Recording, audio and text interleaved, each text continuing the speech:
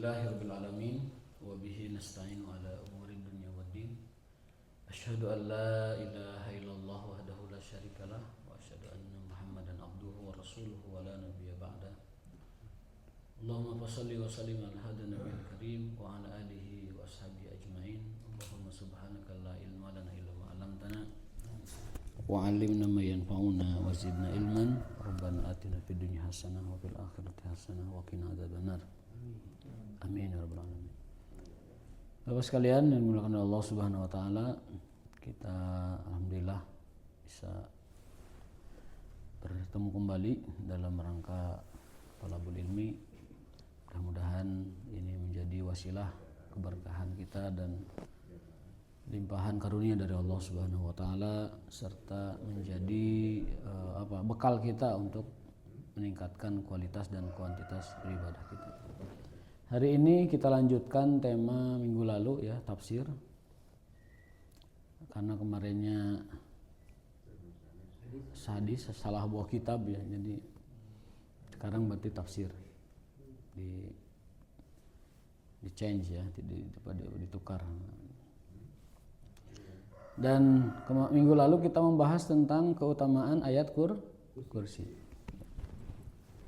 Karena tafsir kita sekarang di ayat-ayat pilihan ya. Setelah beres 3 juz terakhir, 3 juz bagian akhir, kita masuk ke ayat-ayat pilihan yang biasa kita dengar, biasa kita baca. Itu kita kupas apa makna dan juga kandungannya serta keutamaannya. Minggu lalu kita membahas apa keutamaan ayat kursi itu. Ada 5 ya. 5. Yang pertama adalah ayat kursi itu ayat yang paling agung dalam Al-Quran. A'dhamu ayatin fil Quran. Ayat yang paling agung, ayat yang paling besar, ayat yang paling azim di dalam Al-Quranul Karim. Yang kedua, ayat kursi adalah benteng kita dari neraka. Di dalam hadis Rasulullah SAW bersabda, ma baina man qara'a ayatal kursi ba'da kulli salatin, barang siapa yang membaca ayat kursi setelah salat, setiap kali ba'da salat baca ayat kursi, kana bainahu laisa bainahu wa bainal jannati ilal maut, maka dia dengan surga itu hanya terhalang kematian. Itu keutamaan ayat kursi jika dibaca ba'da salat. Ya, man qara'a ayatal kursi, barang siapa yang membaca ayat kursi ba'da kulli salatin, di setiap kali ba'da salat, kana bainahu wa bainal jannah, ya, antara dia dengan surga hanya terhalang kematian. Laisa bainahu wa bainal jannati illa al-maut. Yang ketiga, keutamaan ayat kursi itu, man qara'a ayatal kursi, barang siapa yang baca ayat kursi fil lail, di malam hari, hafidhahullahu au Allahu yahfazuhu, Allah akan menjaganya. Barang siapa yang membaca ayat kursi di malam hari, Allah akan menjaganya sampai pagi hari. Dan setan tentunya akan menjauhinya. Jadi kalau Allah menjaga seseorang, itu tidak ada yang bisa melawan penjagaan Allah atau mengganggu penjagaan Allah Subhanahu wa taala. Berdasarkan hadis Nabi SAW tentang sahabat mulia Abu Hurairah yang bertemu dengan seorang laki-laki. Laki-laki itu mengatakan, wahai Abu Hurairah, aku akan ajarkan kepadamu, ini singkat ceritanya, aku akan ajarkan kepadamu satu ayat di mana kalau dibaca Allah akan menjagamu sampai pagi dan setan-setan akan pergi. Nah, ayat tersebut adalah ayat kursi.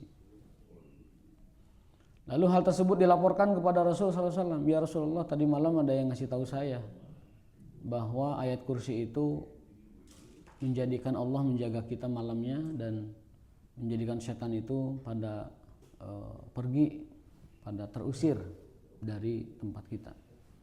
Kata Rasulullah SAW, beliau bersabda, "Shadaqaka wa huwa kazub." Itu yang ngasih tahu kamu itu setan. Biasanya dia berbohong, tapi kali ini dia jujur. Kali ini dia jujur. Maka ayat kursi itu adalah ayat penjagaan. Dibaca setiap kali mau tidur. Jadi kita punya beberapa rutinitas yang kita dianjurkan dengan sangat untuk dilakukan sebelum tidur, supaya tidur kita itu bernilai ibadah. Yang pertama, awali sebelum tidur dengan berwudu. Berwudu dulu. Disunahkannya begitu. Yang kedua, membaca 3 kulhu. 3 kulhu atau 3 kulhu. Kawakil kalau bahasa hadisnya itu, bahasa Arabnya. 3 kul, kawakil. Salasu kawakil. Setelah itu membaca Al-Kafirun. Membaca Qul ya ayyuhal kafirun. Berdasarkan hadis Nabi SAW, barang siapa yang membaca surat Al-Kafirun sebelum tidur, maka dia meninggal dalam tauhid. Dan kita tahu meninggal dalam tauhid itu adalah sehusnul khatimahnya kematian. Husnul khatimah tidak ditandai dengan banyaknya pelayat. Husnul khatimah tidak ditandai dengan banyaknya peziarah. Husnul khatimah tidak ditandai dengan banyaknya orang yang ngumpul di rumah kita. Husnul khatimah itu adalah kematian di atas tauhid. Kematian di atas iman. Itu adalah sebesar-besarnya husnul khatimah. Al-mautu ala tauhid, mati dalam tauhid. Soalnya kalau husnul khatimah itu indikatornya banyak pelayat atau yang nganter, itu pejabat paling bisa. Orang kaya paling bisa.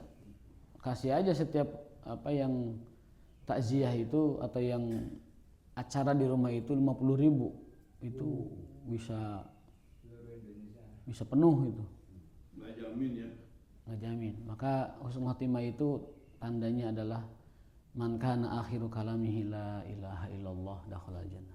Nah, Rasulullah SAW memberi resep apabila kita ingin mati dalam keadaan bertauhid, bahkan jika malam itu mati dan kita dalam keadaan bertauhid, amalkan membaca surat Al-Kafirun.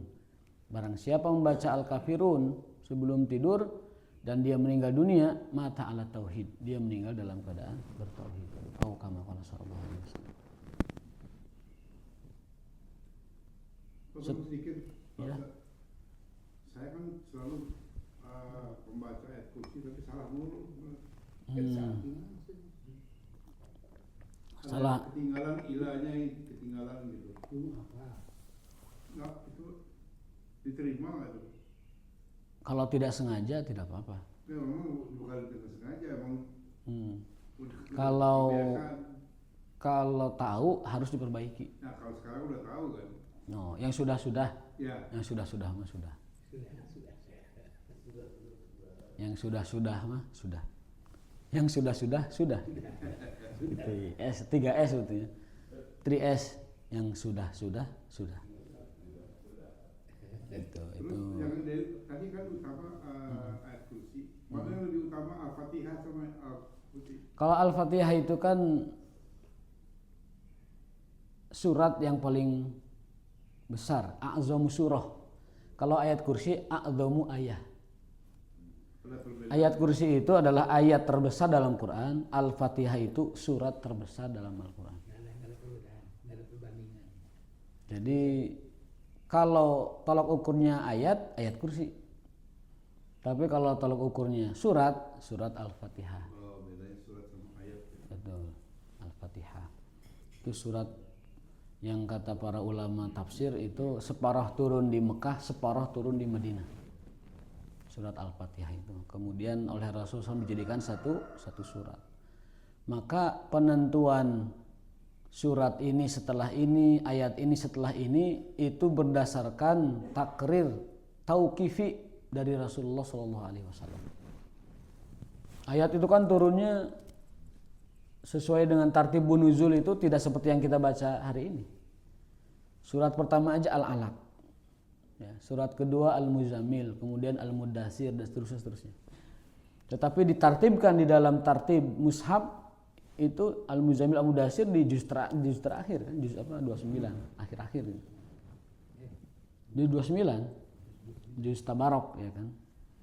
Tetapi di bagian akhir, padahal itu turunnya awal-awal. Nah, yang menentukan tartibnya itu Rasulullah SAW langsung. Tentunya atas perintah wahyu. Ketika katabatul wahyi, ketika para penulis wahyu itu diperintahkan, Rasul sendiri yang mengatakan uktub kadza fi kadza. Catat ini setelah ini, catat ini di sini. Itu tauqifi. Tauqifi itu baku dari sananya. Jadi kenapa, mungkin ada pertanyaan, kenapa surat pertama Al-Alaq tapi yang ditaruh di bagian akhir-akhir. Ayat terakhir bahkan Al-Maidah ayat 3 diletakkannya di surat Al-Maidah yang surat ke awal-awal, tapi tidak terlalu awal ya, surat kelima atau keempat. Dan itu pun ditaruhnya di surat Al-Maidah. Nah, itu yang menentukannya adalah baku dari Rasulullah SAW. Bukan tuduhan orang-orang fasik, orang-orang zindik, orang-orang munafik, orang-orang kafir yang menuduh bahwa Quran itu betul katanya dari Tuhan, tetapi pengurutannya itu para pencatat wahyu, para sahabat katanya. Itu mendowngrade dan mengurangi kesakralan serta kesucian Al-Quran. Yang benar adalah bahwa penurutan atau tertib penulisan ayat bahkan surat itu tauqifi dari Rasulullah SAW yang final dan tidak bisa diganggu-gugat. Nah, itu Al-Kafirun ya yang dibaca. Satu ayat kursi, yang kedua adalah 3 kulhu, yang keempat Al-Kafirun, yang kelima Al-Baqarah 2 ayat terakhir. Ya. Dari Amanar Rasul berarti.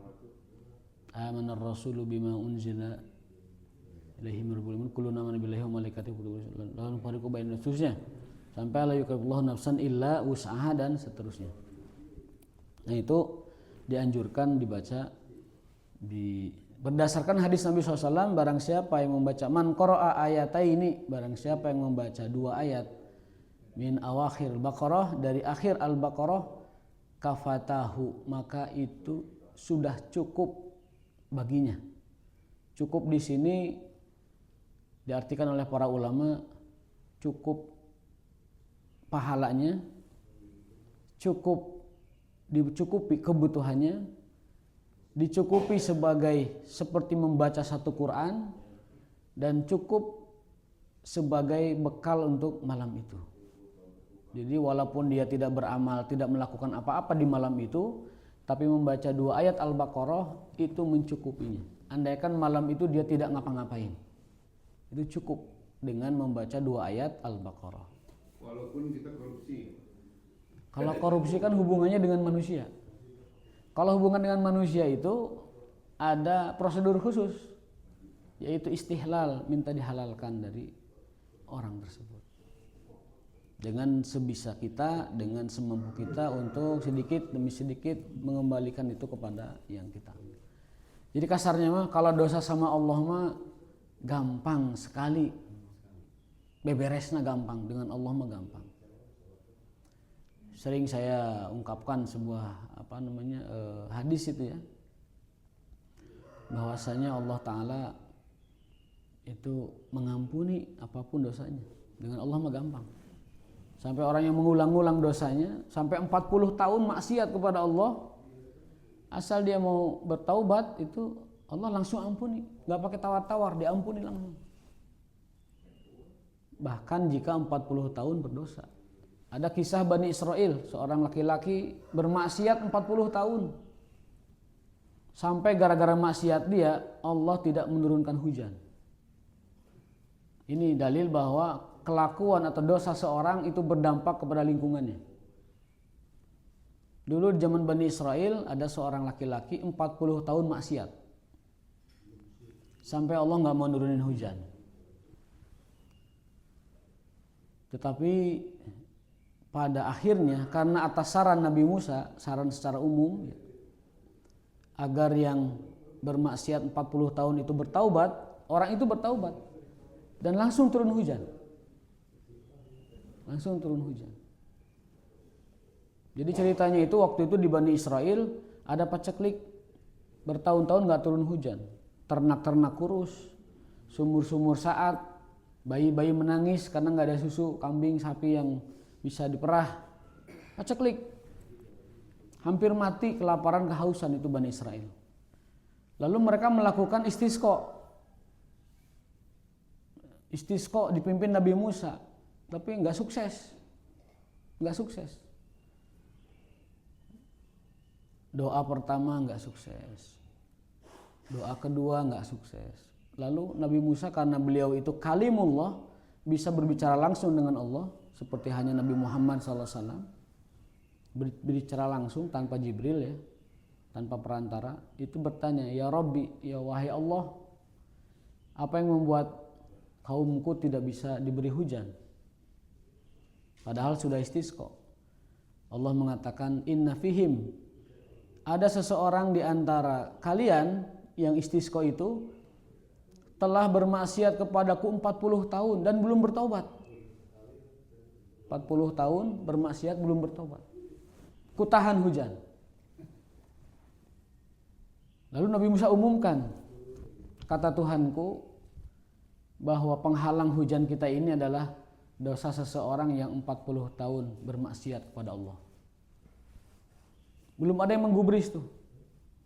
Sampai istisqa kedua juga sama, belum ada yang istisqa ketiga karena sudah semakin parah, semakin kritis. Bani Israel saat itu akhirnya ada seseorang yang menutupkan kepalanya dengan sorbannya dan dia bertaubat kepada Allah. Ya Allah, akulah orang itu. Akulah orang itu. Bertaubat kepadamu hari ini dan berjanji tidak akan mengulangi dosa-dosa maksiat-maksiatku. Itu setelah orang itu taubat, Allah terima taubatnya, langsung hujan. Lalu Nabi Musa berkata kepada Allah, ya Rabbi, akhirnya hujan turun. Siapakah gerangan yang bertaubat kepadamu? Lalu Allah menjawab, hai Musa, apa urusanmu? Apa urusanmu ingin tahu orang yang bertaubat kepadaku dari dosa 40 tahun itu? Dulu saat dia berdosa 40 tahun, aku tidak pernah ngasih tahu kamu. Masa sekarang dia bertobat, aku kasih tahu kamu? Bukan urusanmu. Maka sampai saat ini tidak ada yang tahu siapa orang yang bertaubat itu. Karena Allah itu maha menutupi aib. Innallaha sitirun yuhibbus sitra. Allah itu maha menutupi aib kita. Maka jangan pernah buka aib yang telah ditutup oleh Allah Subhanahu wa taala. Orang tersebut taubat, hujan langsung turun. Dan Nabi Musa sampai hari ini kita pun tidak tahu siapa laki-laki yang bertaubat itu. Nah, jadi itu amalan kita adalah Al-Baqarah 2 ayat terakhir. Tambahan sedikit. Ya. Jadi kalau yang masalah tadi manusiawi itu korupsi tadi itu dengan manusia juga. Kalau korupsi kan dengan manusia. Kalau dengan Tuhan udah. Dengan Tuhan udah beres. Jadi enak juga korupsi ya. Kalau dengan Tuhan, kalau udah taubat beres. Oh, ya dengan ayat tadi dengan 2 ayat terakhir Al-Baqarah katanya. Cukup. Berarti korupsi itu. Kalau dengan Allah taubat cukup. Dengan baca Al-Baqarah 2 ayat terakhir cukup. Dengan Allah ya. Nah, yang korupsinya gimana? Nah, korupsinya karena dia ngambil hak manusia harus dikembalikan. Ya, kalau nggak dikembaliin. Kalau nggak dikembaliin ya harus sebisa mungkin dikembaliin. Kalau mana mungkin ingat gitu-gituan lah ini. Ya, kan yang sudah.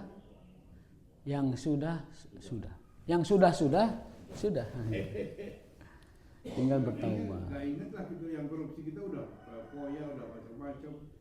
Ya, jadi cara mengembalikan hak orang lain ketika kita sulit mengembalikannya itu bersedekah dengan senilai itu. Kalau bersedekah, kalau mau, kalau enggak. Kalau enggak ya menanggung nanti di sana. Menanggung. Dengan Al-Baqarah tadi udah selesai. Ya, itu dengan Allah selesai. Dengan Allah selesai. Iya, dengan Allah. Tapi dosa kita gimana? Nah, dengan manusia kan ada syaratnya yaitu menghalalkan. Minta dihalalkan apa yang telah diambil. Minta dihalalkan tuh bisa jadi minta maaf kepada seluruh rakyat Indonesia. Di koran misalkan saya atas nama meminta maaf gini. Kalau enggak minta maaf. Kalau enggak minta maaf ya berusaha sebisa mungkin dikembalikan. Walaupun pada akhirnya enggak terbayar. Mudah-mudahan Allah nanti di akhirat membuat orang yang haknya diambil mengikhlaskannya. Itu ada dalam hadis. Jadi ketika disebutkan bahwa hatta orang yang mati syahid, orang yang berjihad dan gugur syahid, syuhada, itu ketika mau masuk surga kan ketahan karena hutangnya. Tetapi pada akhirnya orang tersebut Allah bikin orang yang punya hutang itu mengikhlaskannya.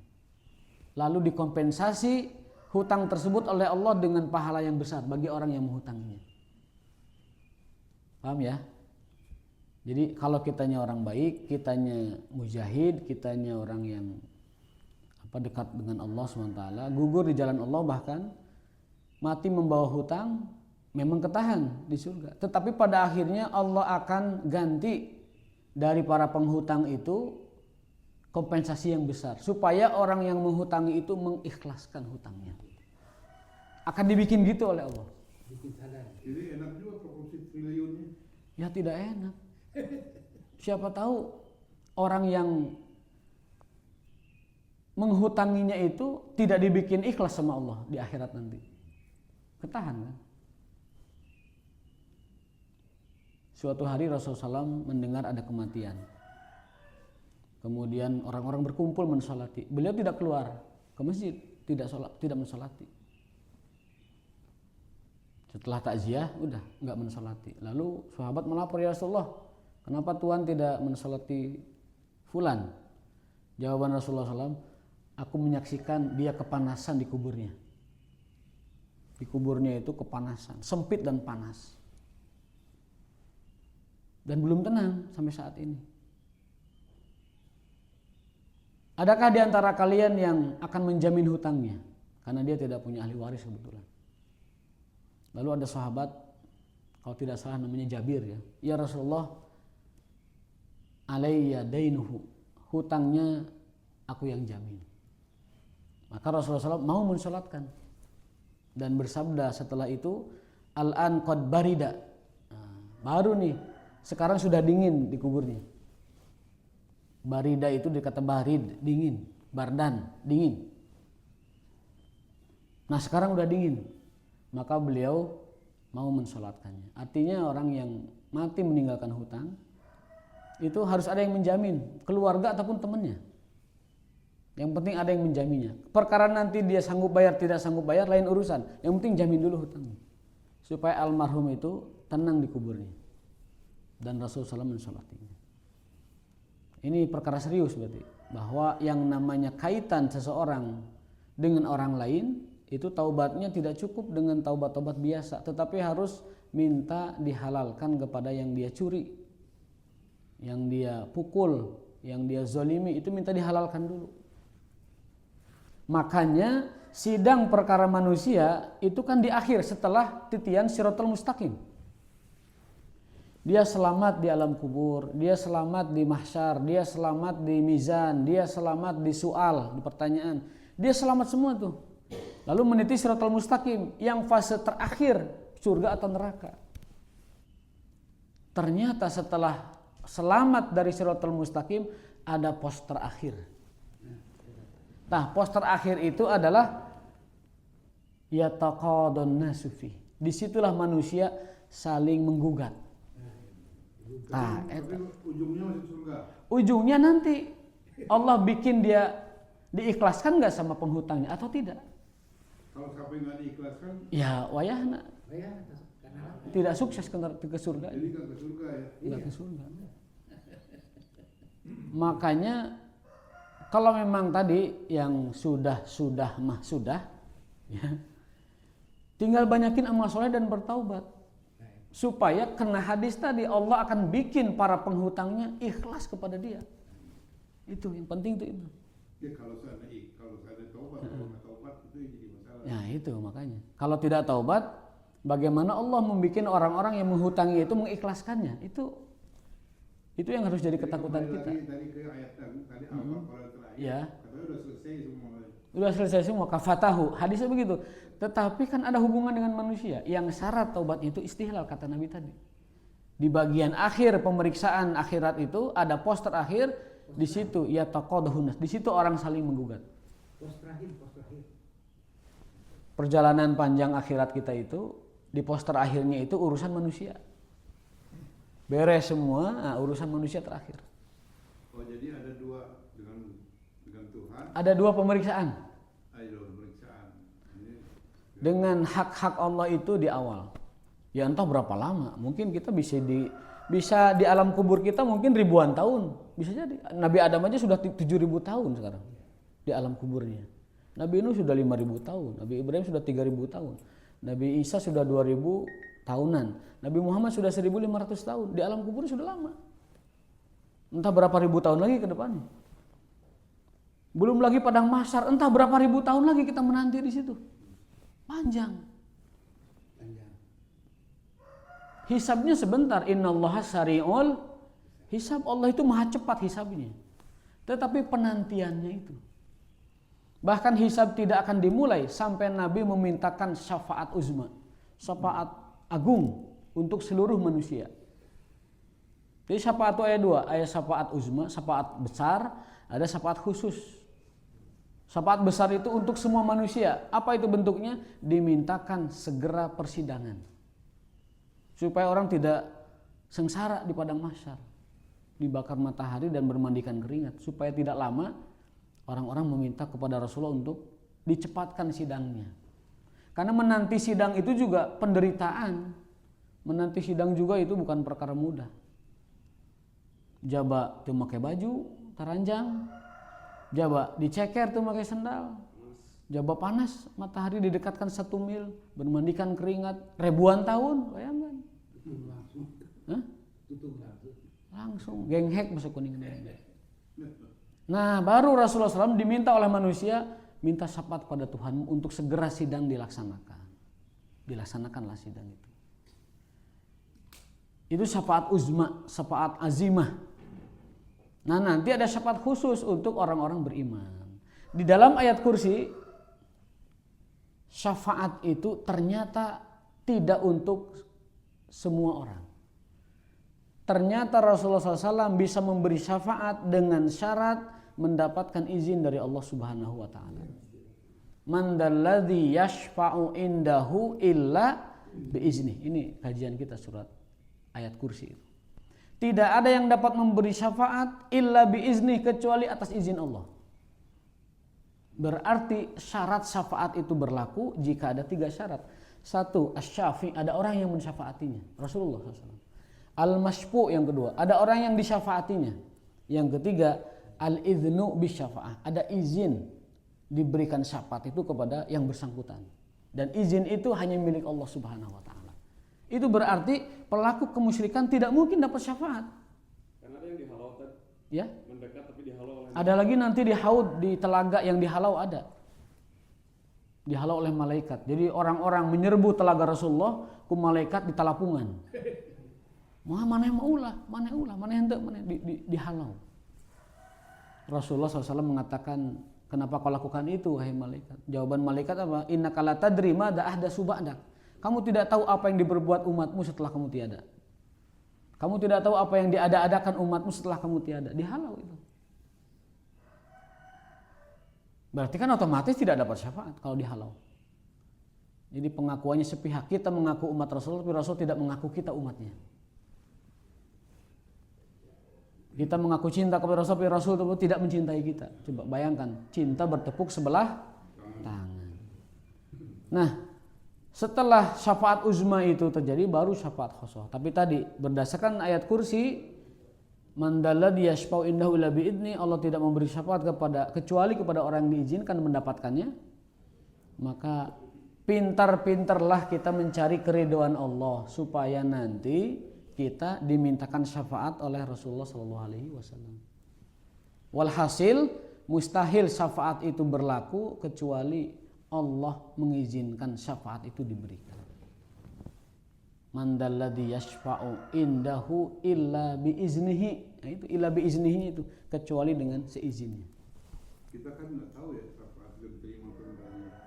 Ya. Tapi kan ada amalan-amalan supaya kita dapat syafaat. Berdasarkan keterangan Rasulullah SAW. Otomatis keterangan Rasul itu ya dari Allah berarti sumbernya kan.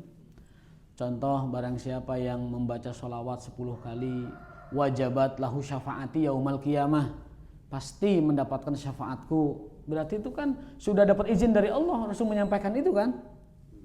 Keriduan. Nah, supaya mendapat keridhaan Allah agar diizinkan dapat syafaat, itu yang pertama. Amalkan sholawat 10 kali sehari. Barang siapa man shalla alayya, sholawat kepadaku 10 kali, wajabat lahu syafaati yaumal qiyamah, wajib atasnya syafaatku. Itu Rasul menyampaikan itu dengan izin Allah. Ada lagi, barang siapa yang mendengarkan azan, mengikuti muazin, kemudian bersolawat, solawat dulu sebelum doa wasilah tuh, solawat dulu. La ilaha illallah. Setelah azan kita ucapkan la ilaha illallah, Allahumma shalli ala Muhammad wa ali Muhammad. Lalu Allahumma robba hadhihi da'wati tammah wa sholatil qaimah, dan seterusnya. Kata Rasulullah SAW, orang yang melakukan itu, satu, wajib mendapat syafaat, dan yang kedua, sal tu'tahu, kalau dia berdoa dengan keinginan permohonannya, itu akan diberi. Akan diberi. Tu'tahu, pasti diberi. Jadi setelah azan baca sholawat dulu, lalu doa. Tidak langsung, tidak la ilaha illallah Allahumma rabbah. Yang biasa dilakukan orang-orang itu langsung. Itu pilih, contohnya gitu sih. Nah, itu salah contoh berarti. Artinya kurang.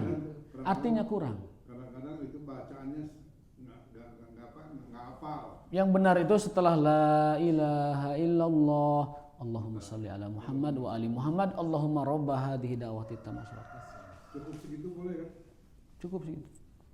Ati Muhammad al-wasilata wal fadilah wa ba'athu maqamam mahmud alladhi wa'anta. Dalam riwayat lain ada innaka la tukhliful mi'ad. Ibnu Qayyim sampai menulis 39 faidah sholawat. 39. Pernah kita bahas dulu dalam kitab Jala'ul Afham fi fadli salati wassalam ala Muhammadin khairil anam. Beliau memuat dalam kitab itu 39 faidah atau fadilah bersolawat. Banyak sekali, sudah pernah kita bahas. Maka jangan sepelekan itu solawat. Supaya kita dapat syafaat Rasulullah SAW, baca solawat 10 kali. Kemudian supaya kita mendapatkan solawat dari Allah, baca solawat itu 1 kali. Man sholla alaihi sholatan sallallahu alaihi asyran. Barang siapa yang bersolawat kepadaku 1 kali, maka Allah bersolawat kepadanya 10 kali. Dan tidak ada doa yang sampai kepada Allah kecuali dihantar dengan sholawat. Dalam sebuah hadis Rasulullah bersabda, kalau kamu meminta kepada Tuhanmu, falyumajjid rabbahu. Majid itu apa majid? Agungkan Tuhanmu. Jadi kalau kita berdoa, langkah pertama majid rabbak, agungkan Tuhanmu. Dengan apa? Dengan asmaul husna. Walillahil asmaul husna fad'uhu biha. Allah memiliki asmaul husna. Pakai untuk berdoa. Yang kedua, falyusalli alayya, dan salawatlah kepadaku. Jadi Rasul menyuruh kita dalam berdoa, falyumajjid rabbahu, agungkan Tuhanmu dengan asmaul husna, walyusalli alayya, dan ucapkan salawat. Salawat kan ada di sembahyang, kan ada di salat. Ada. Iya. Dan di luar salat juga. Allahumma sholli ala sayyidina Ya. Muhammad. Di salat sebagai rukun salat, batal salatnya kalau tidak baca. Di luar salat sebagai kewajiban yang sifatnya umum. Innallaha wa malaikatahu yusholluna 'alan nabi ya ayyuhalladzina amanu shollu 'alaihi wa sallimu taslima. Itu perintah, dan perintah itu kan wajib. Dosa kalau tidak sholawat. Karena itu perintah. Shollu 'alaihi itu perintah. Wa sallimu taslima. Jadi kalau tidak sholawat itu dosa karena itu perintah. Nah, itu prosedur kita dalam berdoa. Wali sholli alayya. Dalam riwayat lain, barang siapa yang berdoa, kullu du'ain, setiap doa, la yusholla alayya, tidak dihantarkan dengan sholawat, fahiya mardud adatun, au fahuwa mardudun, maka itu ditolak. Doa yang tidak dihantar dengan sholawat itu ditolak. Jadi ini kita pentingkan sholawat. Kalau yang bunuh diri itu neraka. Jelas neraka. Tidak bisa. Dalam sebuah hadis Rasulullah bersabda, man qatala nafsahu uziba bihi. Barang siapa yang membunuh dirinya, dia akan diazab dengan cara itu.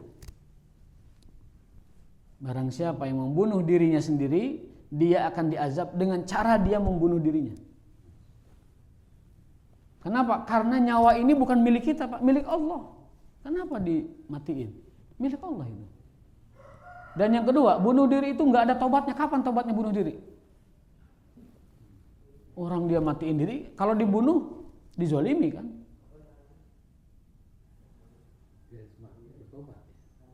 Kalau dibunuh itu dia akan mendapatkan keutamaan dizolimi orang. Tetapi kalau membunuh dirinya, kapan tobatnya? Nggak ada. Maka pembunuh dirinya itu akan masuk neraka. Uziba bihi. Karena jiwa ini bukan milik kita, jiwa ini milik Allah Subhanahu wa taala.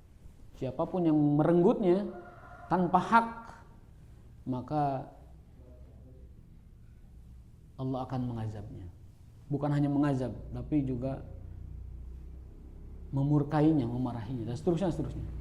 Barang siapa yang membunuh jiwa siapa saja, dirinya atau orang lain, man qatala mu'minan muta'ammidan fajaza'uhu jahannam khalidan fiha wa ghadiballahu alaihi wa la'anahu azaban alim. Barang siapa yang membunuh jiwa seorang mukmin, maka balasannya adalah jahanam, fajaza'uhu jahannam khalidan fiha, kekal di dalamnya. Wa ghadiballahu alaihi, dimurkai oleh Allah taala. Wa la'anahu, dilaknat oleh Allah taala. Wa adalahu azaban alim, dan Allah sediakan azab yang sangat pedih. Itu ayat Quran. Hadisnya, kematian seorang mukmin bagi Allah lebih berat, lebih besar urusannya daripada hancurnya Ka'bah. Ka'bah hancur itu tidak seberapa bagi Allah, tapi kematian seorang mukmin tanpa hak itu lebih berat, lebih besar bagi Allah Subhanahu wa taala. Nah, kembali kepada keutamaan ayat kursi itu, dibaca sebelum tidur, kemudian baca lagi kawannya ayat kursi, yaitu 2 ayat Al-Baqarah terakhir. Kafatahu itu mencukupi baginya. Al-Kafirun? Tadi sudah Al-Kafirun. Sudah. Jadi apa dong kesimpulannya? Kesimpulannya adalah 1 baca ayat kursi, 2 Al-Kafirun, 3 kulhu, yang keempat adalah Al-Baqarah 2 ayat terakhir. Sebelum tidur. Ya, sebelum tidur. Nah, itu ngamalkan itu, bahwa membaca 3 surat lalu diusapkan sebelum tidur. Sebenarnya itu afdolnya itu sebelum, bukan setelah sholat isya. Kecuali kalau setelah sholat isyanya mau tidur, habis isya tidur langsung nggak boleh. Itu keutamaan dari ayat kursi. Allahu la ilaha illa huwal hayyul qayyum. Di sini Allah mengenalkan dirinya. Di sini Allah mengenalkan dirinya. Allah. Dia itu adalah Allah. Allahu.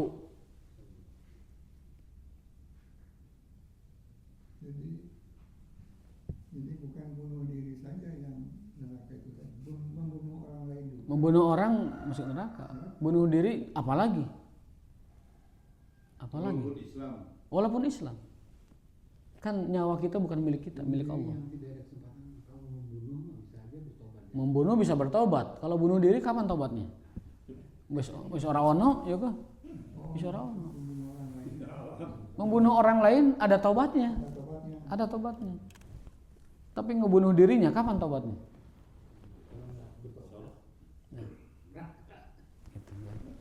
Jadi ayat kursi ini, baru kita bahas ini apa nama ayatnya. Jadi Allah di sini mengenalkan dirinya. Ismul Azam yang paling tinggi Allahu. Jadi Allah itu kan punya Ismul Azam, nama-nama tertinggi, nama-nama terbesar. Itu kata para ulama, nama Allah yang paling azam itu adalah Allah. Itu identitas dirinya. Baru Allah mengenalkan dirinya itu sebagai ilah. La ilaha illa huwal hayyul qayyum. Ismul Azam berikutnya adalah Al-Hayyul Qayyum. Itu adalah A'zam Asma'illah. Setinggi-tinggi, sebesar-besar dan seagung-agungnya nama Allah.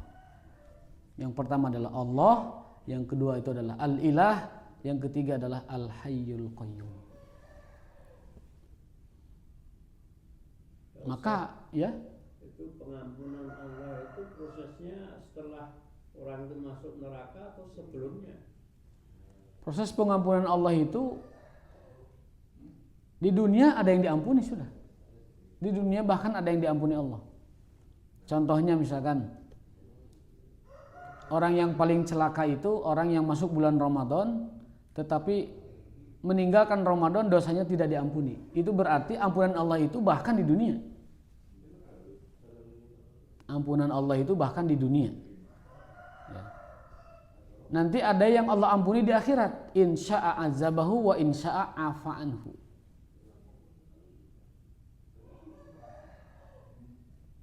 Kalau bahasa hadis, pengampunan Allah di akhirat itu namanya adalah al-afwu. Pengampunan Allah di dunia itu namanya al-maghfirah. Di dalam hadits qudsi kan ada ini, hai anak Adam, apabila kamu melakukan Allah akan ampuni seberapa pun. Iya, makanya lafaznya gofartu kan? Gofartu. Tapi kalau lafaz di akhirat afa anhu, memaafkan. Kalau di dunia itu gofartu, kalau di akhirat itu afautu atau afa, memaafkan. Di dunia mengampuni, di akhirat memaafkan. Dalam hadis qudsi yang panjang begitu firman Allah, wahai anak Adam, lau ataitani, jika kamu mendatangiku dengan dosa setinggi langit atau dosa seberat bumi, bahkan digabung dosanya setinggi langit seberat bumi, la tusyrik bi syai'an, asal tidak musyrik saja, ghafartu laka, aku ampuni kamu, wala ubali, dan aku tidak peduli. Aku ampuni kamu dan aku tidak peduli. Maaf pengampun.